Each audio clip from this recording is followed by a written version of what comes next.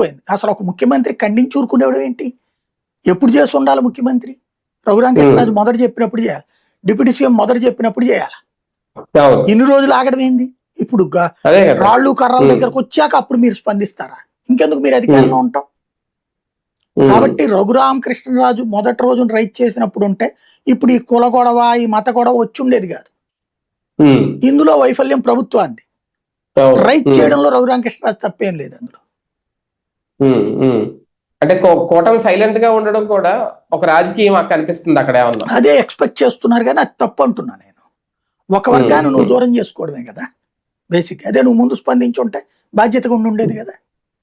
Sir కొన్ని విషయాల్లో అంటే ఇదని కాదు, ఇలాంటి సందర్భాలు వచ్చినప్పుడు క్రైస్తవ ఓటు బ్యాంక్ కోసం మౌనంగా ఉంటుంది టీడీపీ గానీ లేదంటే కూటమి గానీ. అంటే కూటమి అని అనలేమేమో, టీడీపీ అని అనుకోవచ్చా? అంటే ఎందుకంటే బీజేపీ సైలెంట్ ఉండదు. అనేక ఇష్యూస్ వస్తున్న వాటిట్లలో వీళ్ళు ఎక్కడ ధైర్యం చేయట్లేదు బేసిక్గా. ఏమి మత మార్పిడి నిరోధక బిల్లు ఎందుకు తయారు మనకి ఆంధ్రాలో? మిగతా రాష్ట్రాలు అన్ని చోట్ల తెచ్చారు కదా బీజేపీ పాలిత రాష్ట్రాలు. ఇక్కడ ఎందుకు తీసుకురాలేదు? తేవాలి. అదే సందర్భంలో హిందూ ఆస్తుల ఆక్రమణ అన్నటువంటిది క్రైమ్ అనేటటువంటి పాయింట్ని చెప్పడానికి వీళ్ళే తీసుకెళ్లి హిందూ ఆస్తులు వేరే వాళ్ళకి ఇచ్చేస్తున్నారు ఈ మధ్యన, ప్రైవేట్ వాళ్ళకి, కార్పొరేట్ సంస్థలకి.